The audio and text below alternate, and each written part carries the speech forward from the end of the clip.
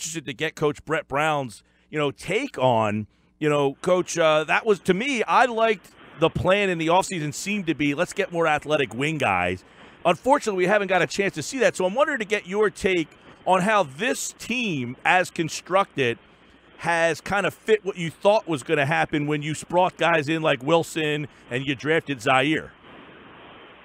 Well, it's sort of taken upon a new shape where, like Landry Shamet, for example, has been given an opportunity that lots of rookies just don't have. There's been minutes now made available, to your point, with Zaire not being available and Wilson being injured. He's the recipient of some of those, the minute vacuum that's been extended. And, I think he's been doing quite well. We do look forward to getting Wilson back. What could be tomorrow, we'll list him as questionable, but we hope to see him then and see how he goes in the mix with our guys. Yeah, Coach, I saw that he got a chance to get out there, and this hamstring has been a little bugaboo for him. But what do you think Wilson will add, and how do you envision you using him? I think first thing that comes to my mind is he is an adult. He is a veteran man, and the physical side of our game, the toughness side of our game, the way that we want to play defense stands out first. And then second, the position, like he's versatile defensively in that he can, guard some 4s and 3s, and, at times he can chase a little bit of a 2. He's strong enough if he gets caught behind the center. He can hold his ground for a minute to buy some time, buy some help. But there's a real sort of spirit and physical side to how he plays, and then I think positionally he can come in and help us in the way that I just said. Yeah, Coach Brett Brown is with us here on the Boardwalk Honda Hotline. Do you anticipate being able to – one of the things I found to be interesting with the offseason, Coach, is it gives you the chance to mix and match on the wing so that Robert is not forced to constantly be on the other team's wing player. It seems that when you're looking for someone to defend a wing player, it's always got to be Robert. Does this give you the opportunity to mix and match and give him a little bit of a chance to not have to run around with the other team's best guy on offense all night? It does, Mike, and it also, like Robert, you'll notice, has played a lot of point guards as well. I mean, he's that versatile.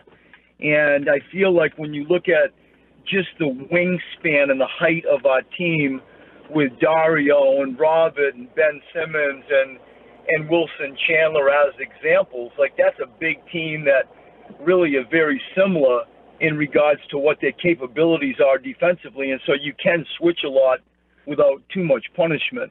And I think that that's another example of where maybe he can fit in quite quickly within the group that we've talked about. Now, Coach, I was up there the other night, and I wanted to ask you, but unfortunately too many people get in with these Markelle Fultz questions. My question was, how long, in your mind, a sample size that you need to see to tweak or learn more about rotations? Or maybe a guy like Landry, like, hey, this guy is adjusting well to the NBA. What's the sample size, and maybe Markelle, what's the sample size in your mind of what you want to see before you say, I'm giving him 12 minutes, I'll give him 18 now? I think it's a hard, and I like when I can to give you a straight up answer. This one is difficult because I don't think there is a black and white answer. It's factored in with gut feel. It's factored in with judging, the impact on other players. It's factored in with, record. It's factored in with, the sort of end game. Where do you want to be? It's all like thrown into a melting pot, and you come up with a coach's decision. And it's just not one of those answers, Mike. You can say, it's 10 games, it's a third of the season. You right. Just can't do that. And so that would be as truthful as an answer as I can give you. Now, would it be fair to say that Landry has adjusted well to his minutes? I think very well, surprisingly well. Usually, one of the coach's biggest sort of adjustments and tolerance thresholds comes with rookies. and he doesn't act or play like a rookie. He is older. He has played, multiple years in college, so it's not like, he's Ben or, Markelle or, Joe or whatever. It's like he's played college basketball, and so he is older. He's played multiple college seasons. And I think that the players reap the benefit of that. Years ago when I first came into the league, Tim Duncan was a 4-year player, with us out of Wake Forest, and you just saw a more seasoned, older, fundamentally sound type of player. And I think Landry has shown defensively and offensively that he's a more than capable rookie. Brett Brown here on the Boardwalk Honda Hotline. Coach, with Markelle, would you say last night was maybe his most complete game as a pro? Would you say that was maybe his strongest full game? I would. And I say it's easy to say it offensively. You see him push the ball, you see him get to the rim, you see him find open players. We go on a 10-2 run when he comes in, and really the game's going the wrong way, and he repivots the game the right way. It's easy for us to kind of see the score in that offensive side of it, but what I saw was a committed defensive player. Like, I really liked what I saw with him defensively. And so for that reason, I agree with you, Mike. I think that was his best game to date of his NBA career. Yeah. Now, how do you balance? Because I'm watching the game. I'm trying to watch it in peace and quiet. I get text messages every 10 minutes. Why isn't he playing more? How is he not playing more? How do you balance how much confidence and leash you're going to give Markelle on a night where, hey, it seems like he's got something going here? I think it gets back to Ben, and forget sort of my opinion. You can just look at the facts and the math.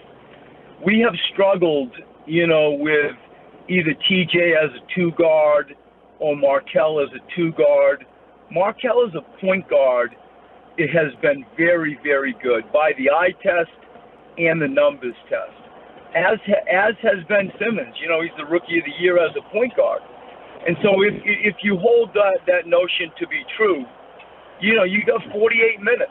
And, Ben's been having a hell of a season. He struggled in Toronto. Yep. And so it's really that simple. Like, to me, it's not a complex situation. There is for sure a decision a coach I have to make.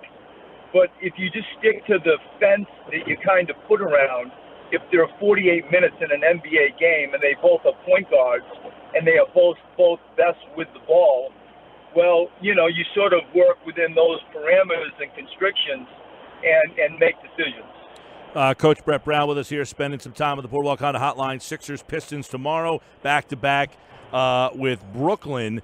Mike Muscala, what is your early impressions? I know it's been unfortunate that these guys that you brought in the offseason didn't start the season because of health, but he seems like he's fitting in, finding a little bit of role, and you finished the night with him last night. It looks like we had a bad cell connection with Brett. We'll see if we can't get him to pop back on. He is calling right back, so we'll get him on the Boardwalk Honda Hotline. I do want to get his take on Muscala.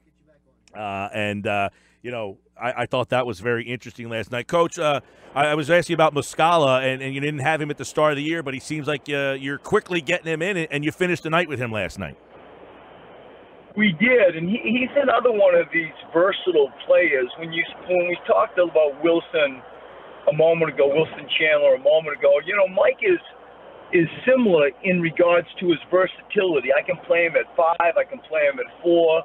I think he's athletic enough to switch out and guard perimeter people and long enough to guard some centers.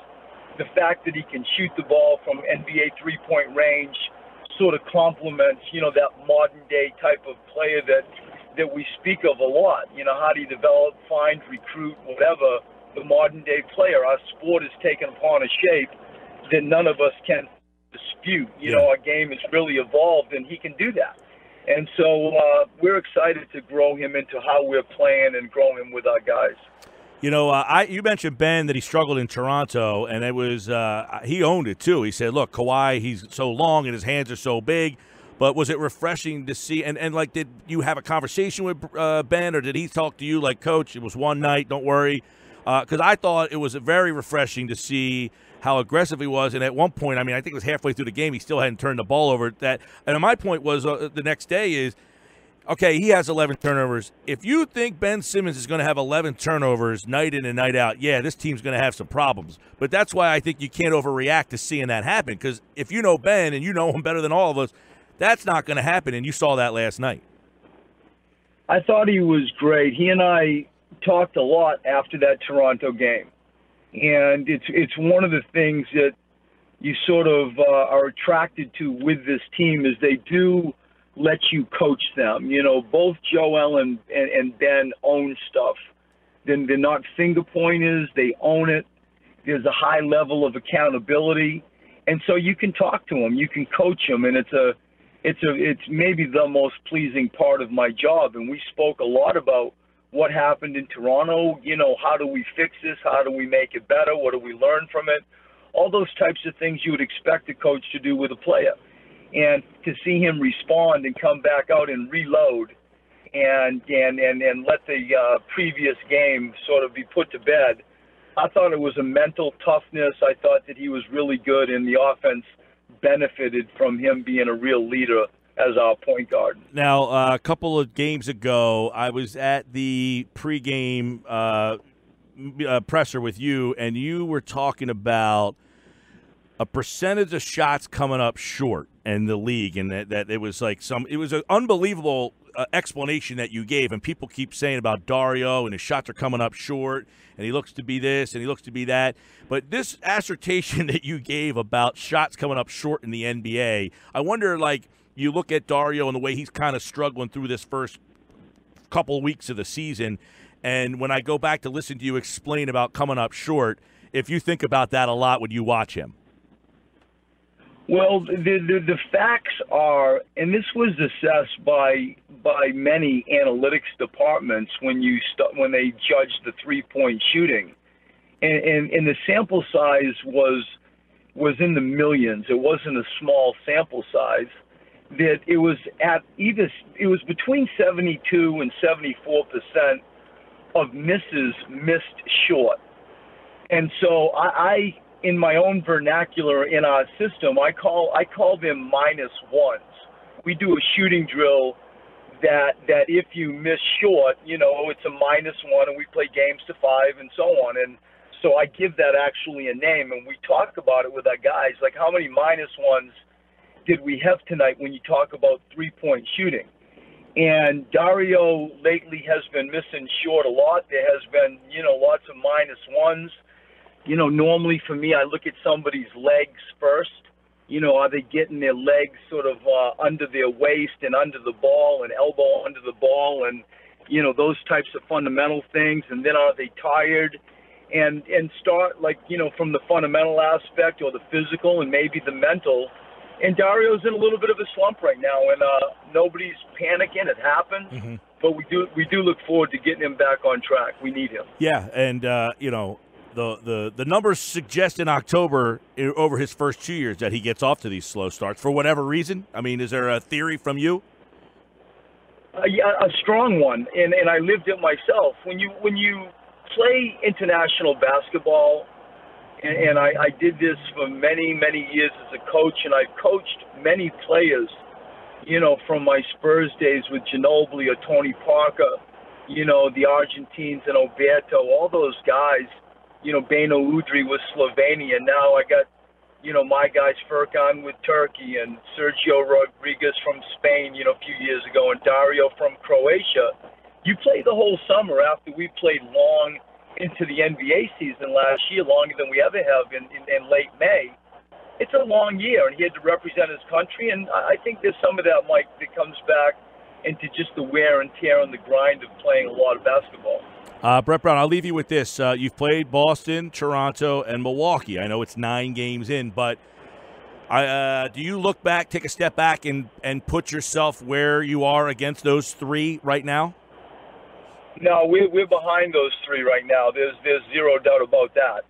And half the battle is to admit where we are and recognize where we have to fix some stuff. And we're behind those three. There is no doubt about that. And I can get into coach speak and specifically say it's for this reason or that reason or structurally whatever.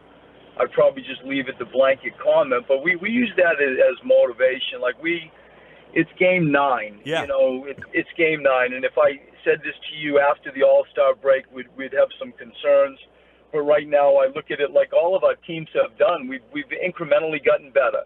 And last year we were 26 and 27 at the end of December, and we ended up with the best record in the NBA after that. And I think we just keep, moving on and doing the right work, and we believe that those good days will add up. Well, Brett, that's something that the other day I came on and said, look, after 50 games, you guys were 25 and 25. If you were to make any definitive answer on who that team was last year after 50 games, you would have been remarkably wrong 25 games later. So it's a long season. It's a lot of grind. But so far, 5-4 tomorrow against the Pistons, a team that you lost in their building. We'll see what happens here. I'll see you up there tomorrow, Coach. Yeah, good stuff, Mike. Thanks for having me.